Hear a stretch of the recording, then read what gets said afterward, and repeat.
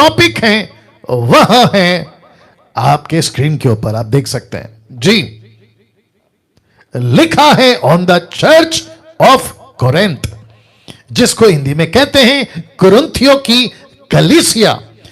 तो लिखा है डीमंस अटैक, तो इसको कहते हैं demons attack on the church of Corinth.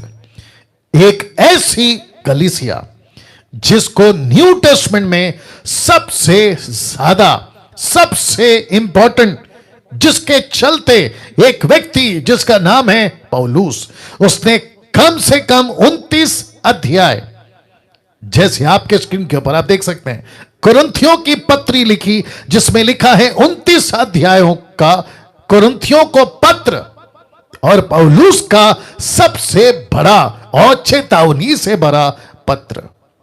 आपके न्यू टेस्टमेंट में 27 बुक्स हैं, यीशु की 4 किताबें, प्रेरितों की हिस्ट्री की पुस्तक, उसके बाद पौलुस की 14 के आसपास किताबें, पत्रस की 2 किताबें, योना की 3 किताबें, यूदा की 1 किताबें, याकूब की 1 किताबें, और फिर उसके बाद में अपोक्लिप्टिक बुक, जिसको कहते हैं द बुक ऑफ रेवलेशन, जो यूहन्ना के द्वारा परमेश्वर ने दी। और ऐसे करके 27 बुक्स न्यू टेस्टमेंट में। लेकिन क्या कभी सोचा था आप लोगों ने कि एक ऐसी पुस्तक जिसको कहते हैं कुरिन्थियों की पत्री, या फिर जिसको कहते हैं द बुक ऑफ कोरिन्थियंस, एक ऐसी पुस्तक जिसको पौलुस ने सबसे ज्यादा कंटेंट, सबसे ज्यादा सामग्री उसके अंदर डाली, वो चाहे रेवलेशन की बातें जो यीशु से कनेक्टेड, कैसे आएगा, कैसे पैदा होगा, व्यवस्था के अधीन पैदा होगा, फसह का मेमना होगा, और कैसे पवित्र आत्मा के दान, 5-fold मिनिस्ट्री, ये सभी चीजें एक ऐसी कलीसिया को बताया जिसको कहते हैं कुरिन्थियों की कलीसिया। कभी सोचा था दोस्तों, कभी सोचा था अजीजों, कभी ध्यान दिया था इसके ऊपर? मैं रिक्वेस्ट करता हूं मेरे साथ बने रहिएगा। आज बहुत ज्यादा ऐसी चीजें आपके बीच में रखने जा रहा हूं जिसको 28 से 29 साल की मेरी खुद की मिनिस्ट्री में मैंने नहीं रखा। ये फर्स्ट टाइम है, और मेरी कोशिश होती है कि मैं हमेशा आप लोगों के लिए ताजा, फ्रेश ऐसा रोटी खाना बनना या खाना लेकर आऊं जो आपकी आत्मिक उन्नति के लिए जरूरी है। जी हां, आज का जो टॉपिक है वापस रख रहा हूं, demons attack on the church of Corinth, कुरिन्थियों की कलीसिया पर लूसीफर का, दुष्ट आत्माओं का अटैक। एक ऐसी कलीसिया जिसका जिक्र मैं कर चुका हूं, जिसके ऊपर पौलुस लिखता है, उसकी लिखाई, उसकी बातों से पता चलता है कि कितना ज्यादा इस कलीसिया के ऊपर लूसीफर का अटैक हो चुका था, और जिसकी पत्री आप और मैं आज पढ़ रहे हैं। मुझे नहीं पता आपने कैसे पढ़ा, लेकिन कुछ एक हफ्ते से मैं इसको पढ़ रहा हूं, और पढ़ते वक्त पवित्र आत्मा ने जो बातें मेरी जहन में या मेरे सामने लाके रखी, आपके बीच में उसको रखूंगा। तो सबसे पहले लिखा है, यह व्यक्ति जिसको कहते हैं पौलुस, यह व्यक्ति पहुंचा प्रेरितों की किताब 18वें अध्याय वचन 1 में। इसकी शुरुआत, इस पुस्तक की शुरुआत, लिखाई कहां से हुई आपके बीच में रख रहा हूं। लिखा है, इसके बाद पौलुस एथेन को छोड़कर कुरिन्थियुस में आया, जो ब्रैकेट में लिखा है ग्रीस। आप सभी जानते हैं रोम, ग्रीस, आप सभी से वाकिफ हैं, ठीक है ना?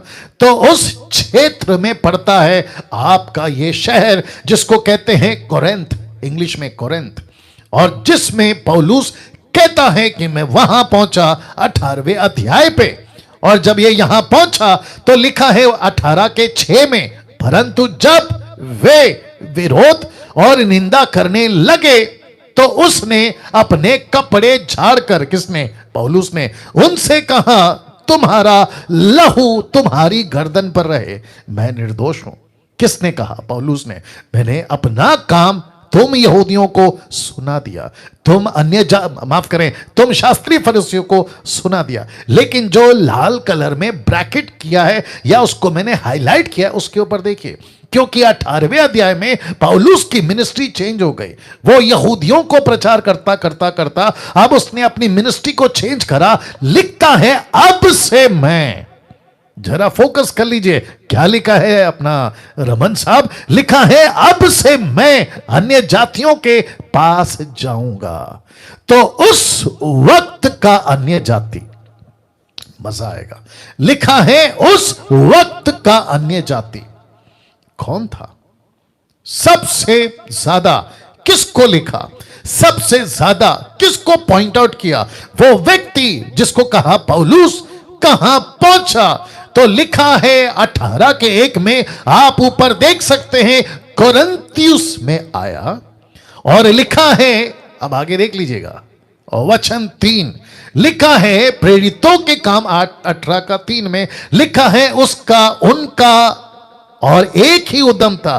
किसका? एक्विला और प्रिस्किल्ला। आपको याद होगा ये ऐसी दंपति जो पौलुस की मिनिस्ट्री में सबसे पहले कपल्स या दंपति आई, जिसको लेकर उसने बहुत काम किया। यह वही प्रिस्किल्ला है जिसने पौलुस के शिक्षा को लेकर अपोल्लोस को सिखाया, अपोल्लोस को, क्योंकि अगले चैप्टर में कौन से, इसी के प्रेरितों के 18 के बाद में 19 में इसी अपोल्लोस को यह प्रिस्किल्ला सिखाती है। और प्रिस्किल्ला वही है जो रोमियो की पुस्तक 16वें अध्याय में आपको परमेश्वर की दासी, परमेश्वर की डिक्कन, परमेश्वर की सेविकाई ऐसी करती हुई जिक्र आपको वहां मिल जाएगा।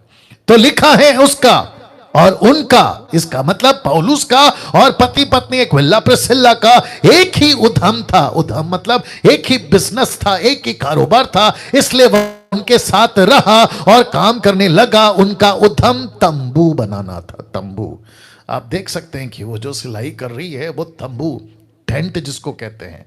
और जब ये यहां पर था, वापस रख देते हैं, जब ये यहां पर था, क्योंकि इसने तय कर लिया था कि अब मैं अन्य जातियों को यीशु का वचन सुनाऊंगा, और जिसके चलते पवित्र आत्मा ने अन्य जातियों का प्रेरित अपोस्तल किसको बनाया? पौलुस को। इजराइलियों का, यहूदियों का प्रेरित किसको बनाया? पतरस को। अन्य जातियों का किसको बनाया? पौलुस को। और जिसके चलते उसने कहा अब मैं कोरिन्थ में जाऊंगा, जिसको कहते हैं कुरिन्थियो, ठीक है ना। अब देखिए, इसके पास एक व्यक्ति आता है या एक फैमिली आती है और कुछ ऐसी बातें पौलुस को बताई गई। मेरे पास में जितना फोटो मैं कनेक्ट कर सकता हूं आप सभी को बता सकता हूं, मेरी कोशिश होती है कि मैं आपको बताऊं, ठीक है ना। और मुझे बेहद खुशी है कि कम से कम, अगर मैं गलत नहीं हूं, कम से कम 1100 के ऊपर 1100 प्लस अभी लाइव देख रहे हैं। मुझे बेहद खुशी है, आप सभी का मैं स्वागत करता हूं। नाउ लिखा है इफिसुस, और इसकी लिखाई तकरीबन 53 से 57 एडी, जिसको कहते हैं यीशु के जी उठने के और ऊपर उठा लिए जाने के कम से कम 20 से 25 साल के बाद यह व्यक्ति जिसको कहते हैं पौलुस, इसके पास एक व्यक्ति आता है, एक रिपोर्ट लाता है, और वो रिपोर्ट थी कुरिन्थियों की कलीसिया के प्रति, और रिपोर्ट थी कुछ ऐसे। लिखा है पहला कुरिन्थियों 1:11 लिखा है, क्योंकि हे मेरे भाइयों, खलोई के घराने के लोगों ने मुझे तुम्हारे विषय में बताया। और क्या बताया? नीचे देखिए, लिखा है कि तुम में झगड़े हो रहे हैं, तुम में झगड़े हो रहे हैं। Can you believe this? और जिसके चलते ऐसे झगड़े, ये सिर्फ एक छोटा सा झगड़ा नहीं है अजीजों, ये सिर्फ एक छोटी सी बैटल नहीं है, लेकिन इस झगड़े के पीछे बहुत बड़ा अटैक, बहुत बड़ी क्या कहते हैं गड़बड़ी, और जिसके चलते पवित्र आत्मा ने मुझसे बात करी और इस टॉपिक को मैं रख पाया, demons attack on the churches of Corinth. कुरिन्थियों की कलीसिया में लूसीफर का, दुष्ट आत्माओं का एक बहुत बड़ा अटैक, और जिसके चलते ये खबर पे जब मैं पहुंचा, पवित्र आत्मा ने बातें करी, आपके बीच में रख रहा हूं, जो कि लिखता है कि मैंने सुना है, मेरे कानों तक एक न्यूज़ पहुंच चुकी है कि कुरिन्थियों की कलीसिया, जहां पे पवित्र आत्मा के दानों का भरमार है, जहां मिनिस्ट्री की भरमार है। एक ऐसा शहर मैं रखूंगा एक ऐसा शहर जहां पे दुनिया भर के लोग अविश्वासी कन्वर्ट होते जा रहे थे, विश्वासी होते जा रहे थे। बड़ी तादाद में कलीसियाओं की स्थापना होती जा रही थी। मुर्दे जिंदा होना, कोढ़ियों का ठीक होना, लंगड़ों का चलना, अंधों का देखना, दुष्ट आत्माओं को निकालना, यह ऐसी तादाद में होती थी कि जिसकी कोई कल्पना नहीं थी। इतना भयंकर सेवा वहां हुआ करता था। वाह! और जिसके चलते एक ऐसा सेवक जिसको कहते हैं पौलुस का चेला, जिसको कहते हैं तिमोथी, इसी पुस्तक के 4:17 में लिखा है, इसीलिए मैंने तिमोथियुस को, जो प्रभु में मेरा प्रिय और विश्वास योग्य पुत्र है, तुम्हारे पास भेजा।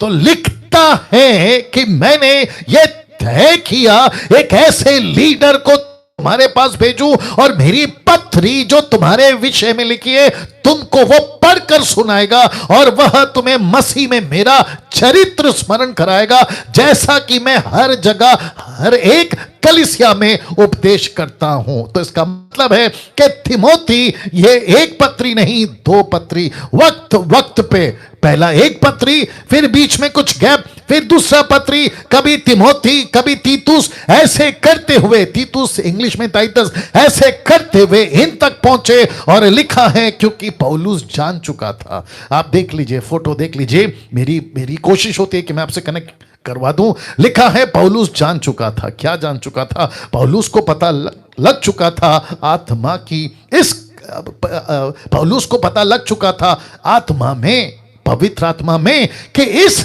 कलीसिया में बड़ी गड़बड़ी है, छोटी नहीं बड़ी गड़बड़ी है।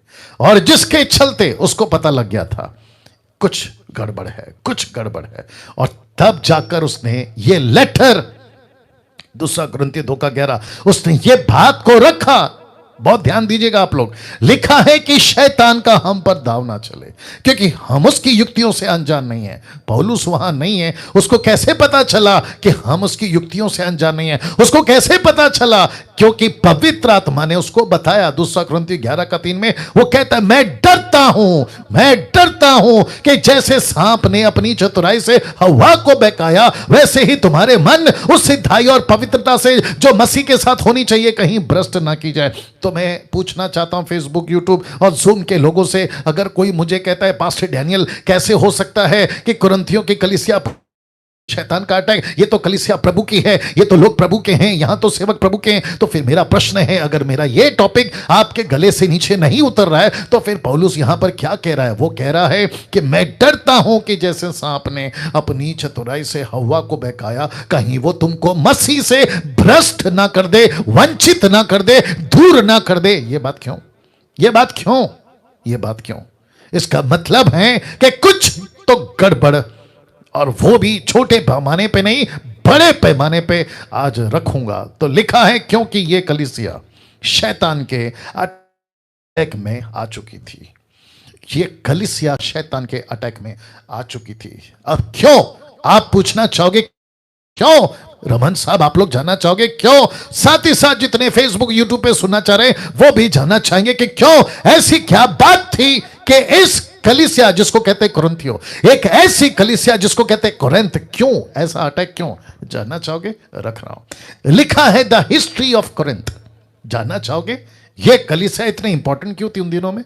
ये कलीसिया इतनी ज्यादा हाईलाइट पे क्यों थी? इसके ऊपर इतना फोकस पौलुस का इफिसियों की पत्री को 6 अध्याय में निपटा दिया, कुलिसियों की पत्री को 4 अध्याय में निपटा दिया, पहला थिस्सलुनीकी, दूसरा थिस्सलुनीकी, ऐसे करते हुए कुछ चैप्टरों में निपटा दिया। लेकिन कुरिन्थियों की कलीसिया पहली पत्री 16 अध्याय, फिर उसके बाद में दूसरी पत्री 13 अध्याय, ऐसे करके 29 चैप्टर की ये पत्री को लिखने में पौलुस ने इतना वक्त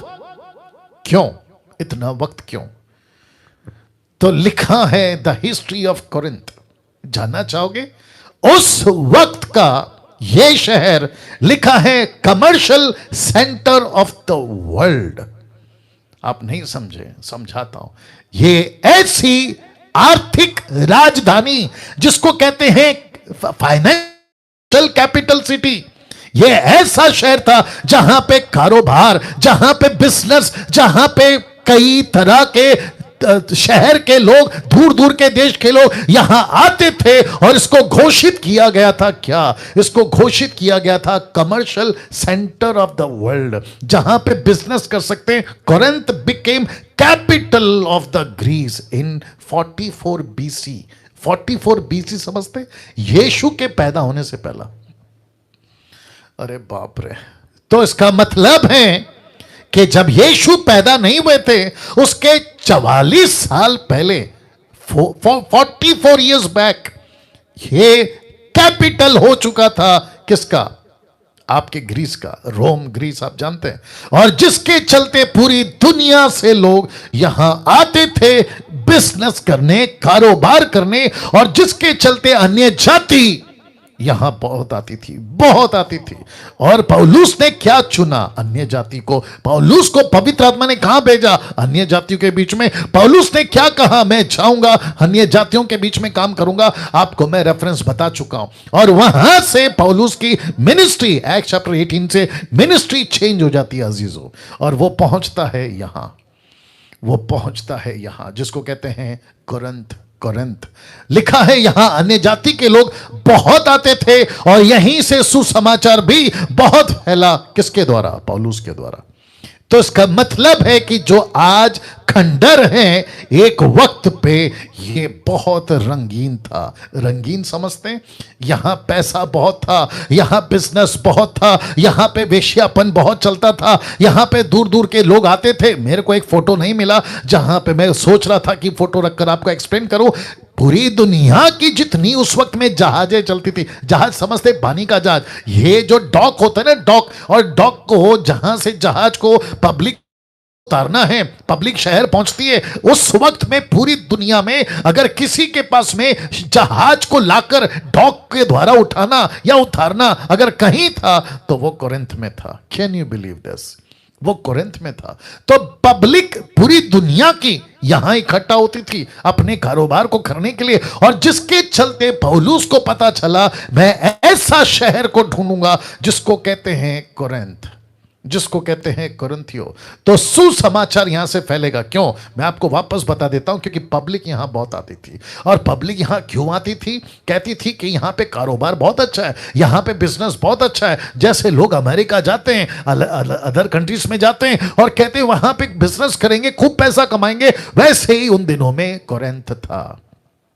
तो पौलुस ने कहा कि एक काम करते हैं, इनकी भाषा जो जो आएगा, देखिए रमन साहब, इसलिए है ना कि अन्य भाषा नहीं था। वो कौन सी भाषा थी? जिब्रिश नहीं थी, वो ग्लोसा था। तो यहां पे जो पब्लिक आती थी ना, फेसबुक यूट्यूब वालों, आप भी सुनो। अभी आप लोगों का दिक्कत ये है कि आप लोग स्टडी नहीं करते हैं। आपका पास्टर जो सिखाता है आंख बंद करके मान लेते हो, आपका लीडर जो सिखाता है अफ्रीका वाला, अमेरिका वाला, आंख बंद करके मान लेते हो। बेड़ा गर्क, वो भी गड्ढे में, तुम भी गड्ढे में। तो वापस बता देता हूं, बहुत ध्यान से सुनेगा। आपको ये बात को समझना होगा कि पौलुस कहता है, पहला कुरिन्थियों 14 अध्याय वचन 13-14 से अगर आप 18 तक भी पढ़ोगे, वो कहता है कि मुझे 10,000, कितने? 10,000 भाषाओं के शब्द आते हैं। 10,000। दूसरे शब्दों में पौलुस को पवित्र आत्मा क्या करता था? तू कोरिन्थ में काम कर पौलुस, लेकिन मैं तुझे लैंग्वेज दूंगा। बोला प्रभु आज एक शिप आ रहा है, आज एक नया शिप आ रहा है, पता नहीं कौन से कंट्री के लोग हैं, उनकी भाषा मुझे चाहिए। टक करके प्रभु देता था, वहां की कलीसिया को देता था, वहां के पास्टर को देता था, वहां के लीडर को मैं एक एक चीज रखूंगा। आज वक्त का ध्यान रखिएगा, मेरे साथ में चलिएगा, ठीक है ना? एक एक चीज को बताऊंगा, ध्यान दीजिएगा। तो यहां पे बहुत गजब की चीज आ रही है। यहां पे अन्य जाति लोग आते थे, पौलुस उनको वचन सुनाता था, उनके बीच में चमत्कार होते थे। ऐसा लिखा है कि पौलुस की रुमाल से, पौलुस के कपड़े से पौलुस प्रार्थना करता था, टक टक टक टक लोग ठीक हो जाते थे। जब वो ठीक हो जाते थे तो वो चर्च में रुक जाते थे। वो church, Jesus Christ get ready, वो चर्च में रुक जाते थे जहां उनकी संगति होती थी। वो अपने शहर नहीं जाते थे, वो उनकी भाषा और उसी भाषा में प्रचार करना शुरू करते थे। ऐसे करते करते करते तब पौलुस ने कहा अब इतनी भाषा हो गई है कि बिना किसी अनुवाद के समझ ही नहीं सकते। इसलिए उसने लिख दिया पहला कुरिन्थियों 14:2 में कि तुम ऐसी भाषा में बात करते हो जिसको कोई नहीं समझ सकता सिवाय पवित्र आत्मा के या परमेश्वर के। अब आई बात समझ में? और ऐसे करके ये सेवा करता था। और जब लोग उद्धार पाते थे, ये उनको ट्रेन करता था कई सालों तक, कई दिनों तक, कई महीनों तक इनको ट्रेन करता था, और फिर इनको कहता था कि अब जाओ अपने देश में जाओ और वहां पे सुसमाचार सुनाओ। अब आपको याद आ गया होगा, आपको याद दिला देता हूं, रोमियो 8 का एक कभी पढ़ा है, रोमन्स 8:1, वहां लिखा है कि पूरे जगत में, क्या लिखा है, पूरे जगत में मसीह का प्रचार हो चुका है, पूरे जगत में यीशु पर विश्वास हो चुका है। Can you believe that? ये कैसे फैला? यहीं से फैला। ये कैसे फैला? यहीं से फैला, जिसको कहते हैं कोरिन्थ। अब इसको देखिए, जैसे मैंने कहा कि ये commercial centre of the world है, Corinth became capital of Greece in 44 BC, और पूरी दुनिया में यहाँ पे लोग आते थे बिजनेस करने के लिए, और पौलुस ने इसी को अपना सेंटर बनाया कि कहा कि यहाँ पे वचन सुनाऊंगा और सुसमाचार सुनाते हुए इनके बीच में काम करूंगा। तो वो कभी कोरिन्थ में, कभी एफेसस में, कभी यहाँ तो कभी वहाँ, ऐसे घूमते घूमते पौलुस जो है अपनी सेविकाई को किया करता था। अब जरा देखिए, लिखा है शैतान खुश नहीं था, और वो खुश क्यों होगा? मैं रिपीट करता हूं कि शैतान खुश नहीं था। उसका कैप नीचे कर ले थोड़ा सा। शैतान खुश नहीं था, और जिसके चलते लिखा है दूसरा कुरिन्थी, इसी में याद रखो, यही वो पत्री है, दूसरा कुरिन्थी 4:4, लिखा है उन अविश्वासियों के लिए। कौन से? जो यहां आते थे, जो यहां आते थे। लिखा है कि लूसीफर उन अविश्वासियों के लिए जिनकी बुद्धि को इस संसार के ईश्वर ने, ब्रैकेट में शैतान, अंधी कर दी है, ताकि मसीह जो परमेश्वर का प्रतिरूप है, उसके तेजोमय सुसमाचार का प्रकाश उन पर ना चमके। कहां ना चमके? यहां ना चमके। उसने क्या प्लान किया? उसने कहा कि एक काम करते हैं, सबसे पहले अटैक करते हैं पौलुस पे। क्या करेंगे? उसको गलत इल्जाम में जेल पहुंचा देंगे। अच्छा, जिसने उसने लीडर बनाया उनको भी सताव देंगे, पत्थर से मरवा देंगे। फिर क्या करेंगे? अभी कितना मारे, क्योंकि ये लोग मरते तो हैं लेकिन सुसमाचार नहीं छोड़ते। ये लोग अपना गला काटने को तैयार हैं, तो सुसमाचार से ये पीछे नहीं हटेंगे। तब उसने एक स्ट्रैटेजी बनाई, और वो स्ट्रैटेजी आपके बीच में रखने जा रहा हूं। तो लिखा है, तब पौलुस ने कलीसिया को लिखा। तब पौलुस ने कलीसिया को लिखा। जानते हो क्या लिखा? उसने लिखा, आइए पढ़वा देता हूं, 1 कुरिन्थी 1:2।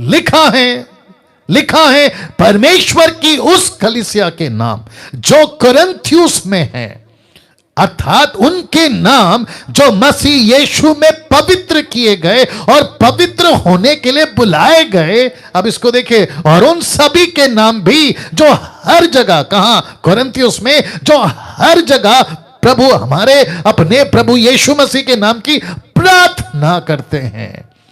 उन सभी को क्या कह रहा है? देखो वचन 8 कहता है, वह तुम्हें अंत तक दृढ़ भी करेगा कि तुम हमारे प्रभु यीशु मसीह के दिन में ठहरो निर्दोष। ऐसा क्यों?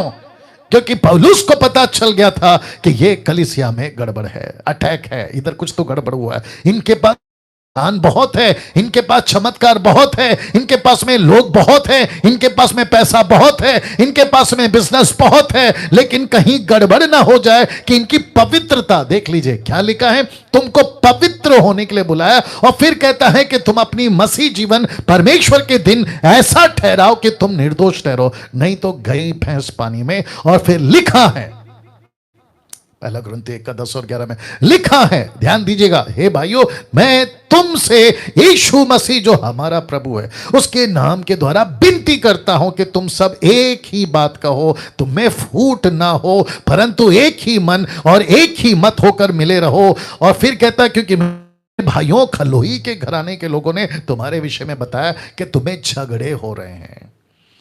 इसका मतलब क्या है? मिनिस्ट्री जैसा मैंने स्टार्ट किया था अब वैसा नहीं दिख रहा है, मैं जैसा तुमको छोड़कर गया था अब वैसा नहीं सुनाई दे रहा है। आपस में झगड़े चल रहे हैं, तुम्हारे बीच में फूट पड़ गई, तुम अलग अलग टीचिंग में चले गए, तुम्हारे बीच में गड़बड़ आ गई। इसके चलते पहले ही अध्याय में, याद रखो पहले ही अध्याय वचन 10 और 11 में वो कहता है कि तुम में झगड़े हो रहे हैं, तुम ठीक नहीं हो। तब जाकर सबसे पहला अटैक, जिसको मैं रखूंगा टोटल 9 तरीके से, तो जिसको कहते हैं total 9 attacks on Corinth. Total 9 attacks on Corinth, total 9 है। कितने हैं? 9 है। तो मेरे साथ बने रहें आपकी जितनी ताकत है, आपकी जितनी बैटरी बैकअप है, आपका जितना मोबाइल का डेटा है, मेरे साथ बने रहें। नहीं तो वीडियो अपलोड होगी यूट्यूब और फेसबुक पे, आप लोग वहां पे भी जरूर देखिएगा। तो कम से कम, अगर मैं अभी गलत नहीं हूं, मुझे लगता है कि अभी 1200 के ऊपर, कितने 1200 के ऊपर लोग जुड़ गए।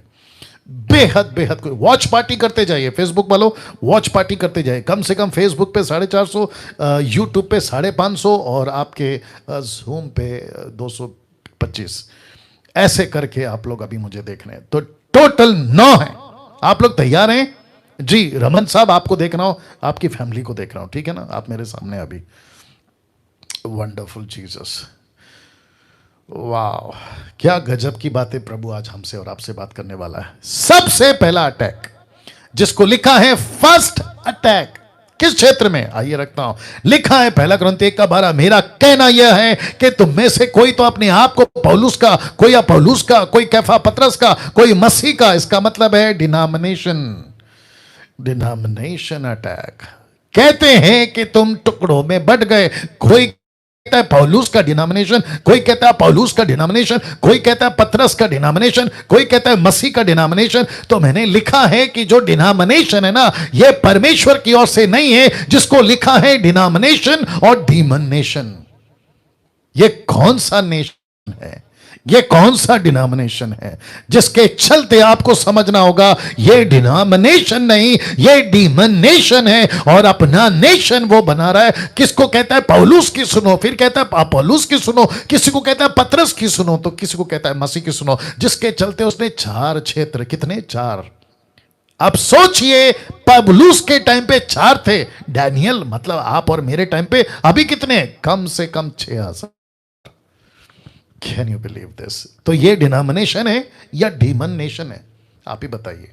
और जिसके चलते सबसे पहला अटैक उसने कहां किया? जो यीशु की कलीसिया थी, जो यीशु की एक देह थी। मैं बहुत सारे रेफरेंस रख सकता था, लेकिन मैंने देखा कि वक्त कम पड़ जाएगा, मैंने नहीं रखा। यीशु कहता है मेरी बहुत सी भेड़ें हैं, मैं उनको भी लाऊंगा। तब एक झुंड एक चरवा, एक झुंड एक चरवा। याद आ गया होगा आप लोगों को। यीशु एक चरवा है, जिसको कहते हैं महान चरवा। इब्रानियों 13:20, हिब्रू 13:20। जिसके चलते आपका और मेरा पास्टर सिर्फ यीशु है। हम किसकी सुनेंगे? यीशु की सुनेंगे। यीशु ने किसको रखा? नी जाति के लिए पौलुस को रखा, यहूदियों के लिए किसके लिए रखा? पतरस को रखा।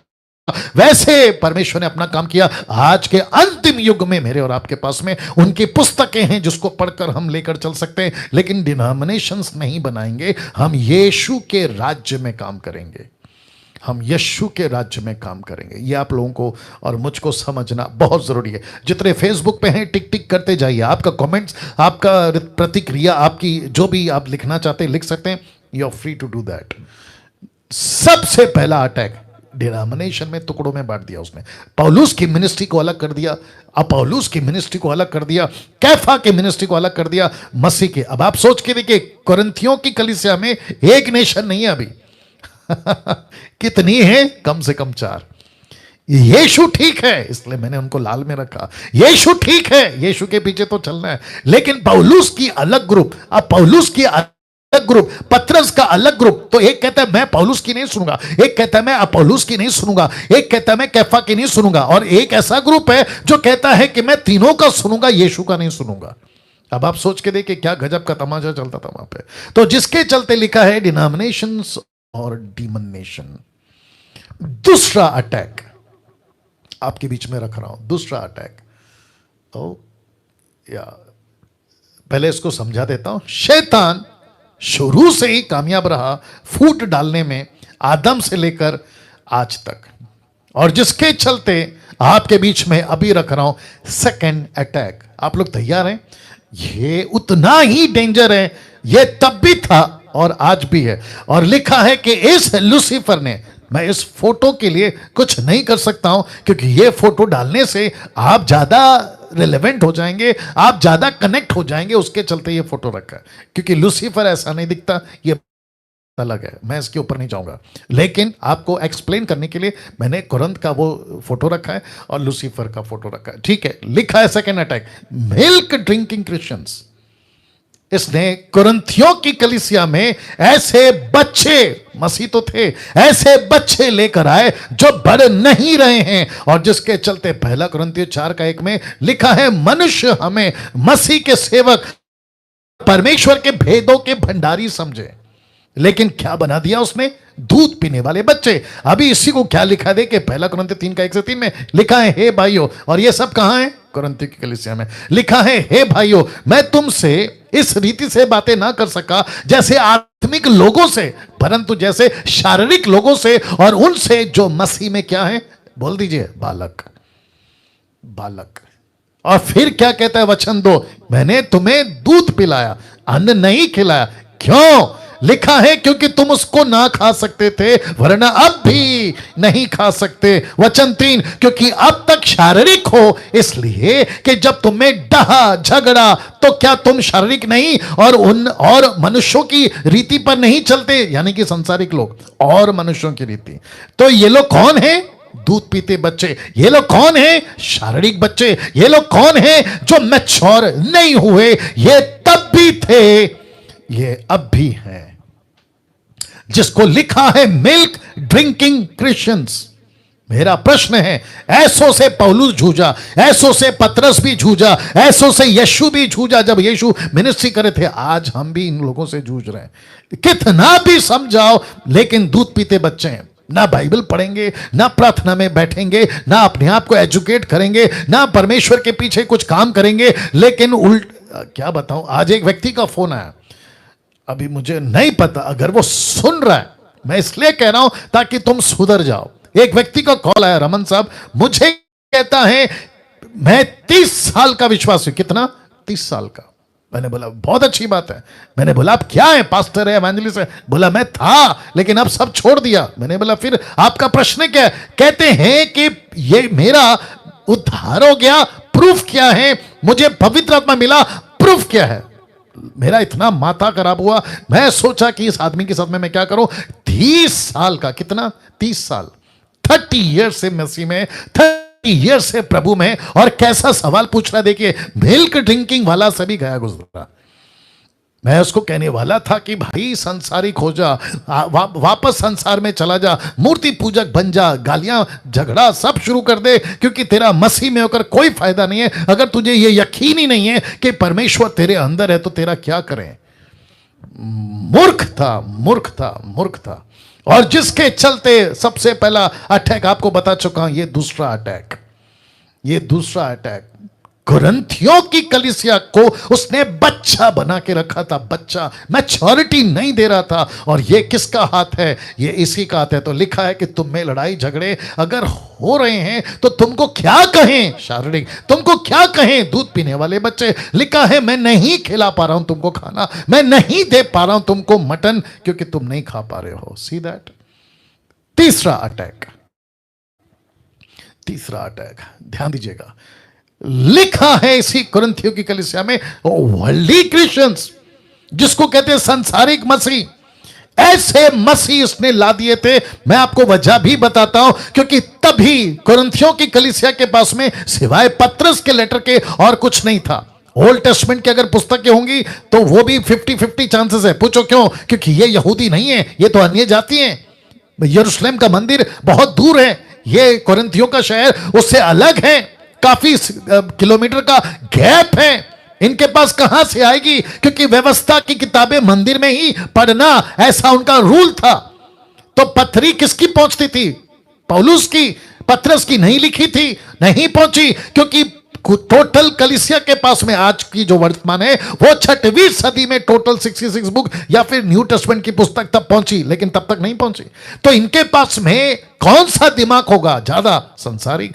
कौन से तरीके से चलेंगे? संसारिक। इनका शादी का सिस्टम संसारिक, इनके लड़ाई झगड़े का सिस्टम संसारिक। तो जिसके चलते पौलुस कहता है कि तुम पहले से ही संसारिक हो, लेकिन लूसीफर ने और खेल खेल दिया कि तुमको वर्ल्डली क्रिश्चियन बना दिया। कहां लिखा है?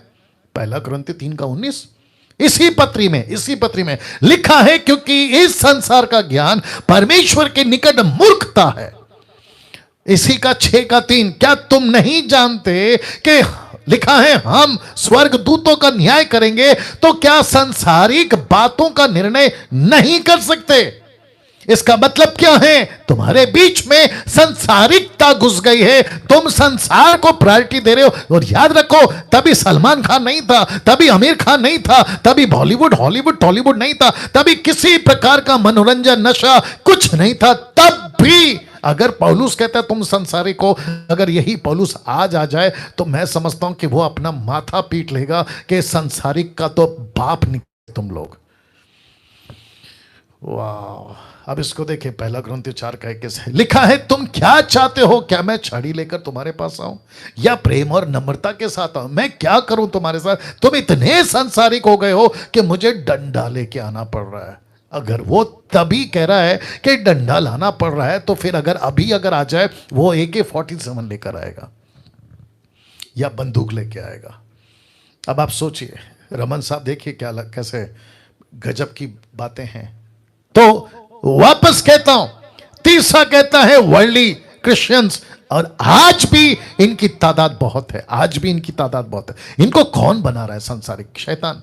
इनके दिमाग में कौन बातें डाल रहा है? लूसीफर। अटैक किसका है? Lucifer, demons. और जिसके चलते पौलुस कहता है मैं डरता हूं कि जैसे उसने हवा को बहका दिया, कहीं वो तुमको ना बहका दे। ये डर है, और जिसके चलते मैं ऐसा प्रचार कर रहा हूं। मैं क्या प्रचार करूं रमन साहब बताइए? मैं ये प्रचार करूं कि प्रभु शांति देता है, ऑलरेडी दे चुका है। मैं ये प्रचार करूं कि प्रभु आशीष देता है, ऑलरेडी दे चुका है। मैं ये प्रचार करूं कि पवित्र आत्मा देता है, ऑलरेडी दे चुका है। मैं ये प्रचार करूं कि प्रभु आपसे प्यार करता है, बाइबल कहती है प्रभु आपसे प्यार करता है। मैं क्या प्रचार करूं? मुझे यही प्रचार करना होगा कि जिस शहर में तुम रहते हो, जहां तुम्हारी कलीसिया है, वहां तुम्हारा एक दुश्मन भी है, और उसका नाम है सैतान, शैतान। तुमको बचना होगा, और जिसके चलते वो तुमको संसारिक बनाएगा। लूसीफर का एक ही काम है, कैसे भी करके, मार तो नहीं सकता, कत्ल तो नहीं कर सकते, क्योंकि अभी लॉ चेंज हो गया, कॉन्स्टिट्यूशन चेंज हो गया, अभी संविधान में सब धर्म के लोगों का सम्मान है। तो जिसके चलते लूसीफर अभी ये कानून नहीं ला सकता कि क्रिश्चियनों को कत्ल करो, गोली मार दो, ये नहीं कर सकता। लेकिन उसने क्या किया? अंदर से अटैक करूंगा, इनको संसारिक बना दूंगा, इनको संसारिक बना दूंगा। और जिसके चलते वो कहता है मैं डंडा लेके आऊं या प्यार के लेकर आऊं? क्या लेकर आऊं? यही पौलुस की लैंग्वेज मैं भी बात कर रहा हूं। मैं भी क्या लेकर आऊं? प्यार लेकर आऊं, नम्रता लेकर आऊं, या फिर छड़ी लेकर आऊं? आप ही लोग बताइए। फोर्थ अटैक, चौथा अटैक, देखिए क्या लिखा है। लिखा है व्यभिचारी क्रिश्चियंस, व्यभिचारी क्रिश्चियंस। और ऐसा व्यभिचार, पहला कुरिन्थियों 5:1 लिखा है, यहां तक सुनने में आता है कि तुम्हें व्यभिचार होता है, वरन ऐसा व्यभिचार जो अन्य जातियों में भी नहीं होता। अब बताइए, इनकी सीमा देखो साहब, इनका लेवल देखो, इनका क्या कहते हैं ना, जमीर, इनका कॉन्शियस टोटल मर चुका है। और लूसीफर कहता है बिल्कुल जियो, जैसा चाहते वैसा जियो, पुरुष पुरुष के साथ, स्त्री स्त्री के साथ में, उसका इसका, अरे क्या नहीं कर सकते? तुम सब कुछ कर सकते, कोई चिंता की बात नहीं। प्रभु फिर भी प्यार करता है। और इसको कहते हैं व्यभिचारी क्रिश्चियंस, व्यभिचारी क्रिश्चियन। वो एक पागल टाइप का आदमी है, उसका नाम माइकल है। वो कहता है कि डैनियल राज व्यभिचार के ऊपर प्रचार करता है, लिमिट में प्रचार करना चाहिए।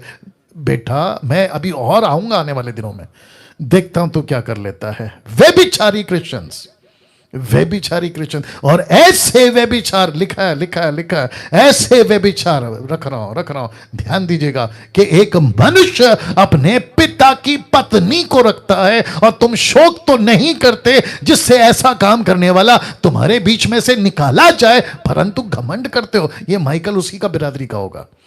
लिखा है कि तुम घमंड करते हो। मुझे कहता है, या उसके जैसे लोग कहते हैं कि लिमिट में बात करो। आप है ना शब्दों को, अरे वाह भैया,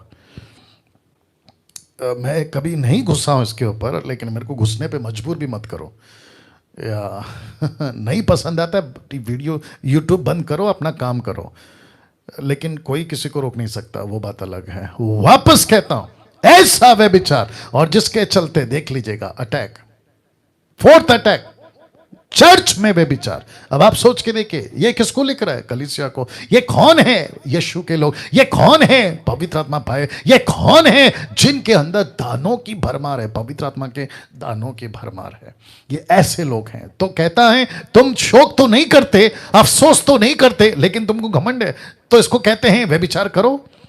तुम एक्स्ट्रा मैरिटल अफेयर रखो, गर्लफ्रेंड रखो, बॉयफ्रेंड रखो, शादी के पहले गलत काम करो, तुमको जैसा ठीक लगता है करो, क्योंकि कोरिन्थियों की कलीसिया डीमंस के अटैक में है। उनको एहसास कहां से आएगा? और ऐसे ही बहुत सारे मिनिस्टर्स, बहुत सारी मिनिस्ट्री, बहुत सारे पास्टर्स, बहुत सारे एवेंजलिस्ट, बहुत सारे बाइबल टीचर्स आज डीमंस के अटैक में। इनको एहसास तक नहीं है, इनको एहसास तक नहीं है। और जिसके चलते 1 कुरिन्थियों 5:11 में रख रहा हूं, लिखा है मेरा कहना।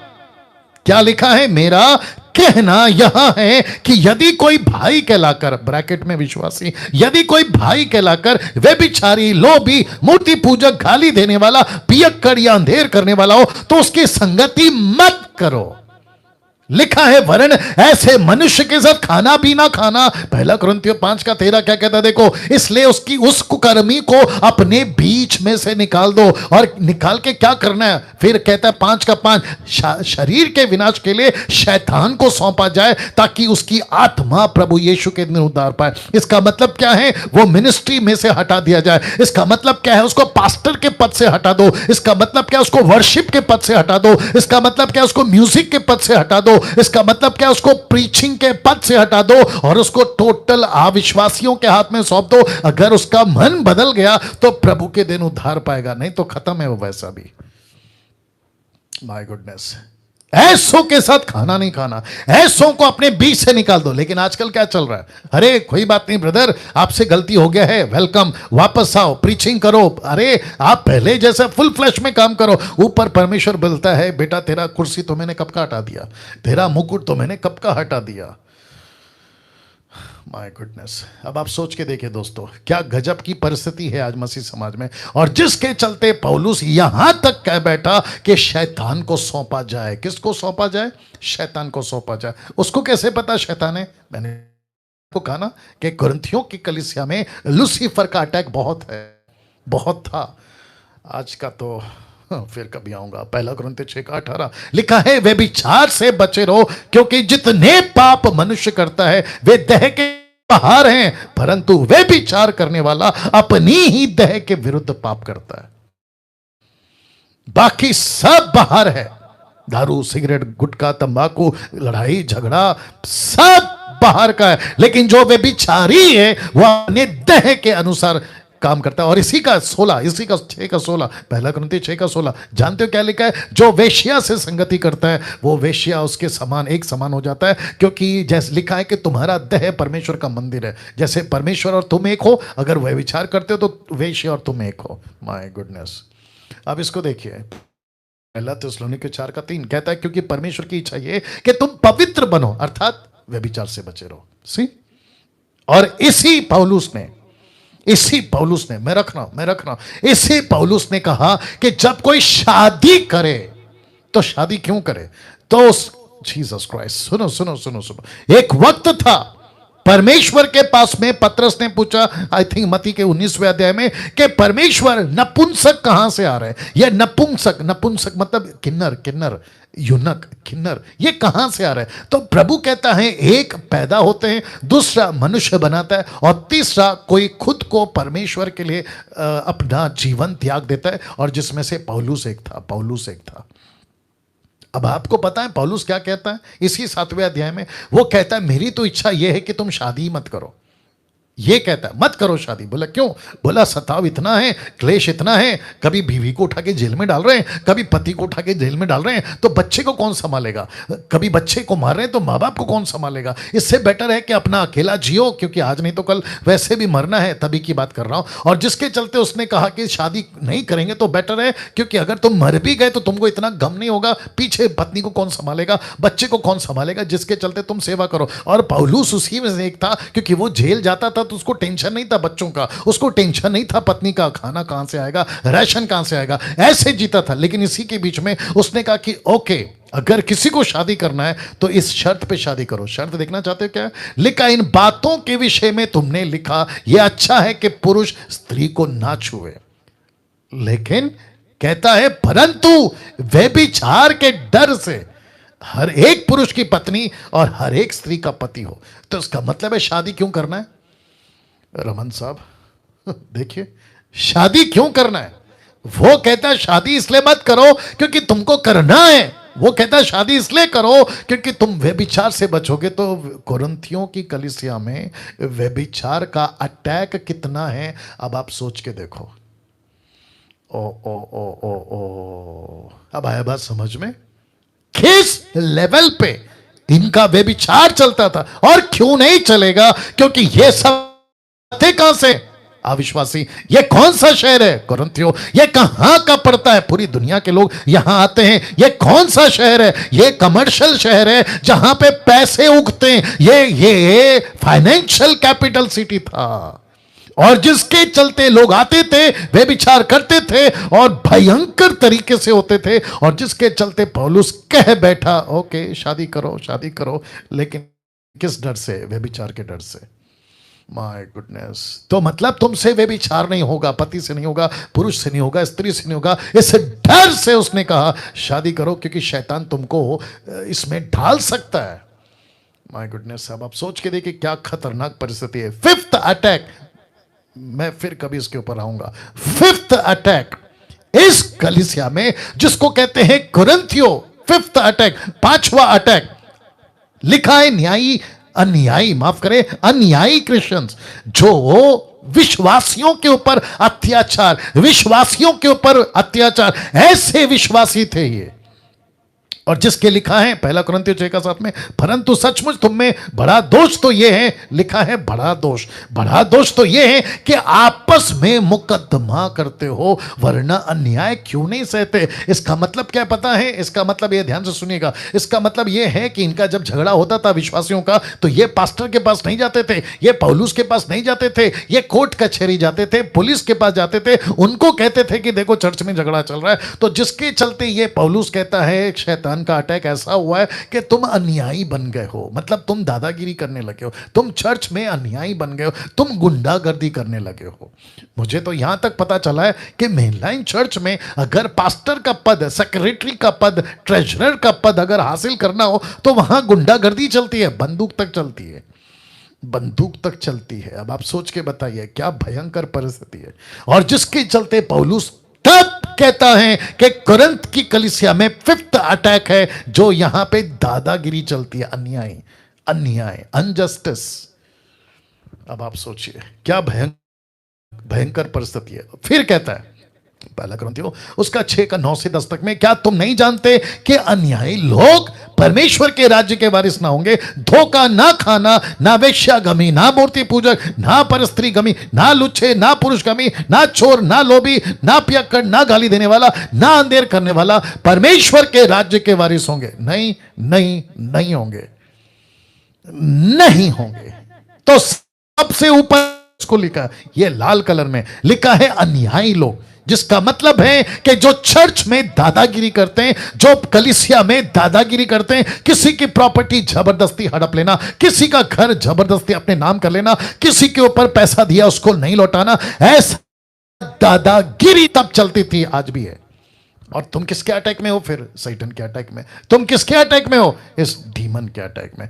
सिक्स्थ अटैक मैं रख रहा हूं, सिक्स्थ अटैक मूर्ति पूजा। अन्य जाति थे ना, अन्य जाति थे, ये अन्य जाति से तो आए थे, परमेश्वर को नहीं जानते थे, तो क्या बनेंगे, मूर्ति पूजा। और इनकी मूर्ति पूजा का लेवल बता रहा हूं, पहला कुरिन्थियों 8:1 से रख रहा हूं, लिखा है अब मूर्तों के सामने भली की हुई वस्तुओं के विषय में हम जानते हैं कि हम सबको ज्ञान है। ज्ञान घमंड उत्पन्न करता है, परंतु प्रेम से उन्नति होती है। वचन दो, यदि कोई समझे कि मैं सब कुछ जानता हूं, तो जैसा जानना चाहिए वैसा अभी तक नहीं जाना है। किसको बोल रहा है, अन्य जाति को। कौन सी अन्य जाति, कोरिन्थी की कलीसिया कहां से, पूरी दुनिया से, अभी अभी कन्वर्ट हुए हैं, अभी अभी बपतिस्मा लिए हैं, तो इनको नहीं पता। ये जो जानते हैं ना, इनका ज्ञान संसार का है, इसलिए लिखा है कि ज्ञान घमंड उत्पन्न करता है। तुमको जो सच्चाई पता होनी चाहिए वो तुमको नहीं पता। वचन 3 देखो क्या कहता है, परंतु यदि कोई परमेश्वर से प्रेम रखता है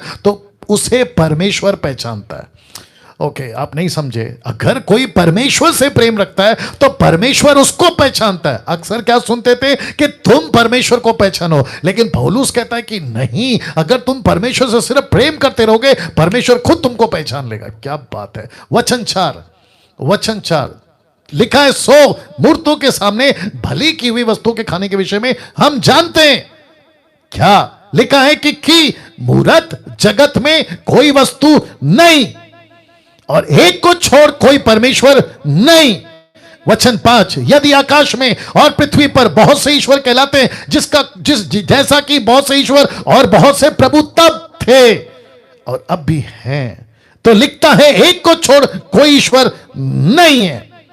अब इसको देखिए वचन 6, तो भी हमारे निकट तो एक ही परमेश्वर अर्थात पिता, जिसकी ओर से सब वस्तुएं हम उसी के लिए हैं, और एक ही प्रभु है अर्थात यीशु मसीह, जिसके द्वारा सब हुई और हम भी उसी के द्वारा हुए। वचन 7, परंतु सबको यह ज्ञान नहीं है ना, सबको यह ज्ञान नहीं है, परंतु कितने तो अब तक मुहूर्त को कुछ समझने के कारण मूर्तों के सामने बलि की हुई कुछ वस्तुओं को समझकर खाते हैं और उनका विवेक निर्बल होकर अशुद्ध हो गया। और इसी के 10 से अगर आप पढ़ोगे तो लिखा है कि जो मूर्ति के सामने जो बलि की हुई है वो दुष्ट आत्माओं को बलि की जाती है, वो दुष्ट आत्माओं को बलि की जाती है। दोस्तों कैसा लग रहा है अभी तक? मैं 7th अटैक रखने जा रहा हूं, मैं 7th अटैक रखने जा रहा हूं और ये बहुत डेंजर है। इसको कहते हैं सेवकों पर अटैक, सेवकों पर। कहां की? कुरिन्थियों की कलीसिया की। और अटैक कैसे? पैसा, चरित्र और मनमानी का जीवन। पास्टर डैनियल कहां लिखा है? रख रहा हूं, लिखा है इसी कुरिन्थियों के 9:1 में, क्या मैं स्वतंत्र नहीं? कौन कह रहा है? पौलुस। क्या मैं स्वतंत्र नहीं? क्या मैं प्रेरित नहीं? कौन कह रहा है? पौलुस। क्या मैंने यीशु को जो हमारा प्रभु है नहीं देखा? मैंने देखा है 9वें अध्याय में, प्रेरितों के 9वें अध्याय में, और फिर 22वें अध्याय में वो टेस्टिमनी देता है। वो कहता है मैं स्वतंत्र नहीं, मैं स्वतंत्र हूं, मैं प्रेरित नहीं, मैं प्रेरित हूं, मैंने यीशु को नहीं देखा, मैंने देखा है। आगे को क्या लिखता है? क्या तुम प्रभु में मेरे बनाए हुए नहीं? किसको? कुरिन्थियों की कलीसिया को। फिर वचन 2 लिखा है, यदि मैं औरों के लिए प्रेरित नहीं तो भी तुम्हारे लिए तो हूं। कुरिन्थियों की कलीसिया, मैं तुम्हारा प्रेरित हूं क्योंकि तुम प्रभु में मेरी प्रेरिताई पर छाप हो। मतलब मैंने तुमको उद्धार कराया, मैंने तुमको अपना प्रभु का वचन सुनाया, तो मेरी छाप हो। अब इसको देखो वचन 3 लिखा है, जो मुझे जांचते हैं उनके लिए मेरी उत्तर है। पौलुस कहता है जो मुझे परखना चाहता है मेरी ये उत्तर है। उत्तर क्या है? वचन 4 लिखा है, क्या हमें खाने पीने का अधिकार नहीं? अधिकार है। दूसरा वचन 5, क्या हमें यह अधिकार नहीं कि किसी मसीह बहन को शादी करके लिए फिरें, जैसा प्रेरित और प्रभु के भाई और कैफा करता है, मतलब पतरस करता है।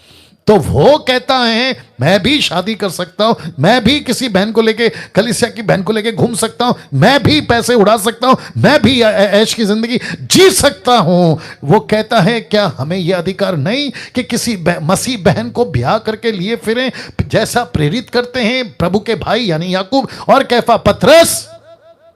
वचन 6, क्या केवल मुझे बरनबास को अधिकार नहीं कि कमाई करना छोड़े? मतलब वो कहना क्या चाह रहा है कि मैं भी कर सकता था, पैसा कमाना, आशीष पाना, ये वाला चरित्र को बिगाड़ना, अपनी मनमानी करना कर सकता था। तो मुझे यहां से पता चला कि 7th अटैक किसके ऊपर है? सेवकों के ऊपर। किस क्षेत्र में? पैसा। किस क्षेत्र में? चरित्र। किस क्षेत्र में? मनमानी। My goodness. अब आप सोच के देखिए, ये सब छुपी बातें, ये सब रहस्य की बातें परमेश्वर का आत्मा आज 21वीं सदी में आपको और मुझे दे रहा है। और वो कहता है कि शैतान का अटैक है सेवकों के ऊपर। पैसा उड़ाओ, चर्च का पैसा है ना, पैसा उड़ाओ। देखिए रमन साहब, इसीलिए मैंने कल कहा था कि हम पैसे के पीछे सेवा नहीं करेंगे, हम पैसे के पीछे सेवा नहीं करेंगे, क्योंकि यहां पे पैसे का चक्कर है। पैसा क्यों? क्योंकि अन्य जाति के पास पैसा बहुत था, क्योंकि बिजनेस बहुत था ना कुरिन्थियों में। मैं बता चुका हूं, वो तो कैपिटल सिटी था, वो तो फाइनेंशियल कैपिटल सिटी है, वहां तो पैसा बहुत है, ऑफरिंग बहुत है, पैसा बहुत आता है। और जिसके चलते पौलुस कहता है मैं तो तुम्हारे पैसे को खा सकता हूं, मैं तो मनमानी कर सकता हूं। लेकिन वहां कुछ ऐसे प्रेरित थे, वहां कुछ ऐसे सेवक थे जिनके ऊपर शैतान का अटैक हो चुका था कि पैसे खाओ, शादियां करो, एक नहीं दो करो। और जिसके चलते पौलुस कहता है कि अगर कोई सेवक है तो कितनी पत्नी होनी चाहिए? एक। उसने बोला ना, एक पत्नी होनी चाहिए। तो इसका मतलब क्या है? उसने अगर ऐसा लिखा है तो इसका मतलब है कि वहां ऐसे सेवक थे जिसकी शायद दो पत्नियां थी। अब आप सोच के देखो। तो जिसके चलते मैंने लिखा है कि शैतान का अटैक हुआ है पैसे पे, चरित्र पे और मनमानी पे। कैसा लग रहा है? या वंडरफुल जीसस। नाउ जिसके चलते ये बातें जब पौलुस के साथ हो रही थी ना, तो उसने क्या कहा पता है? देखो क्या कहा उसने। कहा 9:27 में उसने कहा, परंतु मैं अपनी देह को मारता, कूटता, वश में लाता, ऐसा ना हो कि औरों को प्रचार करके मैं आप ही किसी रीति से निकम्मा ठहरूं। मतलब मेरी प्रचार में सफाई है, मेरे प्रचार में नैतिकता है, मेरे प्रचार में खराईपन है। मैं जैसा प्रचार करता हूं मैं वैसा जीता हूं। मैं पैसे के पीछे नहीं भागता। जितने फेसबुक यूट्यूब पर है, जितने सेवक लोग हैं, पास्टर, बिशप, एवेंजलिस्ट, प्रोफेट, आप जो भी हैं, पैसे के पीछे सेवा मत करो, पैसे के लिए सेवा मत करो, पैसे के पीछे मत भागो। नहीं तो परमेश्वर तुमको एक एक पैसे का हिसाब पूछेगा ना, तुम्हारी हालत खराब हो जाएगी। पैसे के चक्कर में पौलुस खुद कहता है कि कई लोगों ने अपने विश्वास की नैया डुबो दी है। नैया, पैसे के पीछे कभी नहीं भागना, क्योंकि लूसीफर को पक्का पता है ये प्रभु के छोड़कर मूर्ति पूजा नहीं करेंगे, लेकिन उसको पक्का पता है कि ये लोग पैसे के चक्कर में, शरीर के चक्कर में, और पता नहीं किस किस के चक्कर में फंसेंगे। मैं लास्ट में रखूंगा, हमारे 3 दुश्मन है, मैं लास्ट में रखूंगा। 8th अटैक, 8वां अटैक लिखा है पूरी कलीसिया पर शैतान का असर। अब इसने कलीसिया को भी नहीं छोड़ा। मैं आपको बताता हूं, कोरिन्थी की कलीसिया को नहीं छोड़ा। कैसे? 10:1 लिखा है, हे भाइयों, मैं नहीं चाहता कि तुम इस बात से अज्ञात रहो कि हमारे बाप दादा बादल के नीचे सबके सब समंदर के बीच में से पार हो गए। वचन 2, सबने बादल में और समंदर में मूसा का बपतिस्मा लिया। वचन 3, सबने एक ही आत्मिक भोजन खाया, मन्ना। वचन 4, सबने एक ही आत्मिक जल पिया। यीशु जो चट्टान है, क्योंकि वे उस आत्मिक चट्टान से पीते थे जो उनके साथ साथ चलती थी, वह चट्टान मसीह था। वचन 5, परंतु परमेश्वर उनमें के बहुतों से प्रसन्न न था, इसलिए वे जंगल में ढेर हो गए। वचन 6, अब जरा ध्यान दीजिएगा, लिखा है ये बातें, कौन सी बातें? अभी जो पढ़ा, लिखा है ये बातें हमारे लिए दृष्टांत ठहरी कि जैसा उन्होंने लालच किया वैसे हम बुरी वस्तुओं का लालच ना करें, ना तुम मूर्त पूजने वाले बनो जैसा कि उनमें से कितनों ने बन गए। और जैसा लिखा है कि लोग खाने पीने बैठे और खेलने कूदने लगे। गाय का बछड़ा याद आ गया, गाय का बछड़ा, निर्गमन 32 अध्याय। वचन 8, और ना हम व्यभिचार करें जैसा उनमें से कितनों ने किया, और एक ही दिन में 23,000 लोग मर गए। वचन 9, और ना हम प्रभु को परखें जैसा उनमें से कितनों ने किया, सांपों के द्वारा नाश किए गए। आपको याद आ गया होगा। और ना तुम कुड़कुड़ाओ जैसे कि वो लोग कुड़कुड़ाए थे, नाश करने वालों की तरह नाश किए गए। वचन 11, परंतु ये सब बातें जो उन पर पड़ी दृष्टांत की रीति पर भी, और वे हमारी चेतावनी के लिए जो जगत के अंतिम समय में रहते हैं लिखी गई है। वचन 12, इसलिए जो समझता है कि मैं स्थिर हूं वह चौकस रहे कि कहीं गिर ना पड़े। वो चौकस रहे कि कहीं गिर ना पड़े। दूसरे शब्दों में इनको क्या घमंड था पता है कोरिन्थ की कलीसिया को? अरे मैं तो पावरफुल प्रीचर हूं, अरे मेरे द्वारा तो भाषा निकलती है, अरे मैं तो मुर्दे जिंदा करता हूं, अरे मैं तो ये करता हूं। लेकिन पीछे देखो पूरा अटैक है। इनकी पूरी की पूरी कैरेक्टर, इनका जीवन, लालच, व्यभिचार, नशा, सब इनके जीवन में था। ये रहा लास्ट अटैक, 9th अटैक। यीशु की शिक्षाओं पर, इसने यीशु की शिक्षाओं पर अटैक किया। शैतान का असर 4 तरह से। कितना? 4 तरह से। देखना चाहोगे जी? ये लास्ट है, मेरे साथ बने रहे। Amazing Jesus. अभी कम से कम मुझे लगता है कि 1300 के आसपास लोग जुड़ गए। 1300 लोग देख रहे हैं, अप्रिशिएट करता हूं। लिखा है 9th अटैक, आखिरी अटैक यीशु की शिक्षाओं पर, वो भी 4 तरीके से। कितने? 4 तरीके से। शैतान का खुद पैदा किया हुआ यीशु, आत्मा, सुसमाचार और सेवक, इसने खुद पैदा किए हैं। मैं रिपीट करता हूं, इसने खुद पैदा किया है। इसका खुद का यीशु है चर्च को धोखा देने के लिए, इसका खुद का पवित्र आत्मा है चर्च को धोखा देने के लिए, इसका खुद का सुसमाचार है चर्च को धोखा देने के लिए। My goodness, get ready. और चौथा, इसका खुद के pastor, bishop, evangelist, apostle, profit, ये सब चर्च को धोखा देने के लिए, और जिसके चलते पास्टर डैनियल आप कैसे बोल सकते हैं 2 कुरिन्थियों 11 का 4 लिखा, यदि कोई, ये कोई कौन है? अब आप क्वेश्चन मार्क डाल दिया मैंने, ये कोई कौन है? ऑफ कोर्स जिसकी बात कर रहा हूं ये लूसीफर, ये डीमन। लिखा है यदि कोई तुम्हारे पास आकर किसी दूसरे यीशु का प्रचार करे जिसका प्रचार हमने नहीं किया, या कोई और आत्मा तुम्हें मिले जो पहले ना मिला था, और फिर लिखता है कोई सुसमाचार जिसे तुमने पहले ना माना था, और फिर कहता है और यह कुछ अचंभे की बात नहीं कि शैतान आप ज्योतिर्मय स्वर्गदूत का रूप धारण कर सकता है। सो यदि उसके सेवक, याद आ गया, यदि उसके सेवक भी धर्म के सेवकों का स्वरूप धरे तो कुछ बड़ी बात नहीं। तो यहां पे क्या क्या है? यीशु है, आत्मा है, सुसमाचार है, सेवक है। और ये कौन है? ये लूसीफर है, जिसके चलते मैंने लिखा यहां पर कि इसके खुद के पैदा किया हुआ यीशु, इसका खुद का पैदा किया हुआ पवित्र आत्मा, इसका खुद का पैदा किया हुआ सुसमाचार, इसका खुद का पैदा किया हुआ सेवक। अब आप सोच के देखो कि अगर कुरिन्थियों की कलीसिया में ये यीशु पैदा कर सकता है, तब ये पवित्र आत्मा पैदा कर सकता है, तब ये सुसमाचार पैदा कर सकता है, तब और सेवक पैदा कर सकता है, तब। तो फिर आज की क्या हालत है? वाह, आज की क्या हालत है? कभी सोचा था ये वचन ऐसा क्यों लिख गया पौलुस? ये बातों के ऊपर फोकस क्यों नहीं है? सुसमाचार में तो बेड़ा गर्क है साहब। मैं आपको बता दूं सुसमाचार, कौन सा सुसमाचार इस लूसीफर ने लेकर आया? कहते हैं ब्लेसिंग, प्रॉस्पेरिटी, मोटिवेशनल। इसलिए पौलुस भी लिखता है पहला कुरिन्थियों, माफ करे, पहला तिमोथी 4 अध्याय कहता है कि अंत के दिनों में दुष्ट आत्मा की शिक्षाएं कलीसिया में आएंगी कानों की खुजली के चलते। याद आ गया होगा आपको।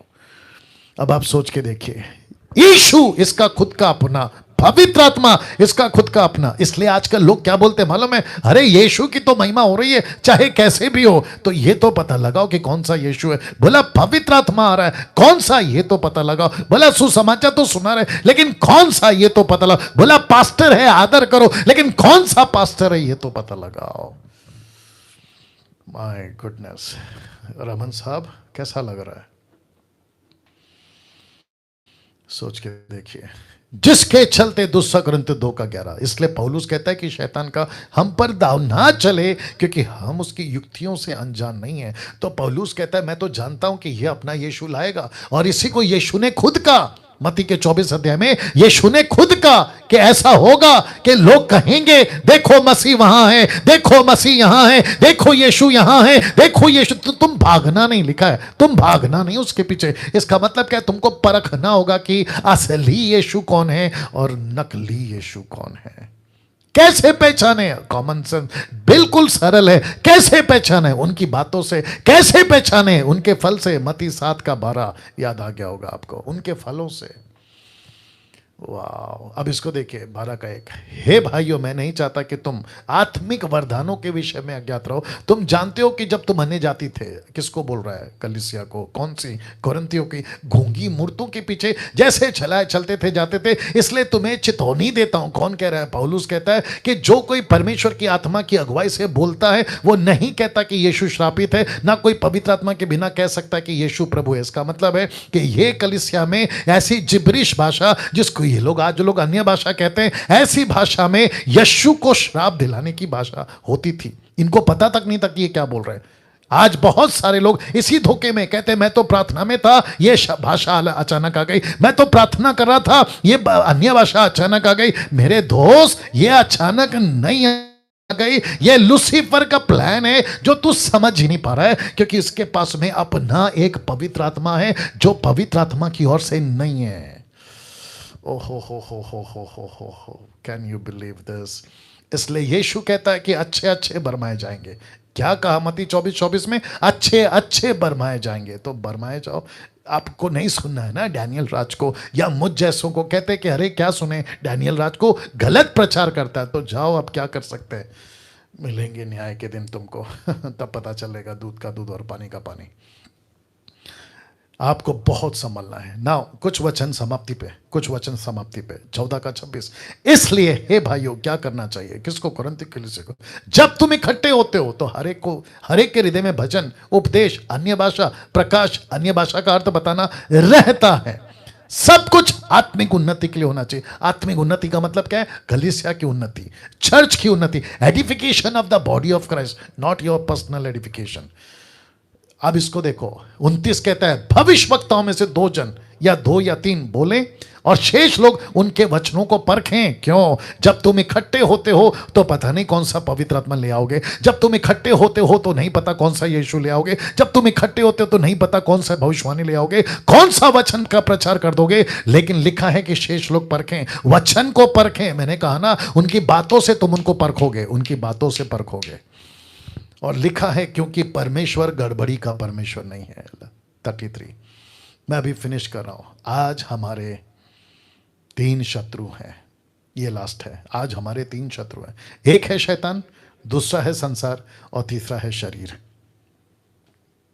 मैं रिपीट करता हूं, एक है शैतान, दूसरा है संसार, तीसरा है शरीर। शैतान आप जान गए, संसार आपके सामने, और जो सबसे डेंजर शत्रु आप उसको लेके चल रहे हैं वो है आपका शरीर। कभी सोचा था, कभी सोचा था मेरे एक शत्रु नहीं 3 शत्रु हैं? शैतान भी मेरा शत्रु है, संसार की बातें मेरे शत्रु हैं जो परमेश्वर से मुझे दूर करती हैं, और सबसे डेंजर शत्रु आपका शरीर आपके अंदर, आपके साथ, आपको लेके चल रहा है। आइए प्रार्थना करते हैं। सृष्टिकर्ता परमेश्वर, यीशु के नाम से इन बातों को बताने के लिए प्रभु जी आपने मुझे कृपा दी, मैं उसके लिए आपका धन्यवाद देता हूं प्रभु। ये वचन एक एक व्यक्ति यीशु के नाम से अपने दिल में परमेश्वर इस बातों को लेकर चले।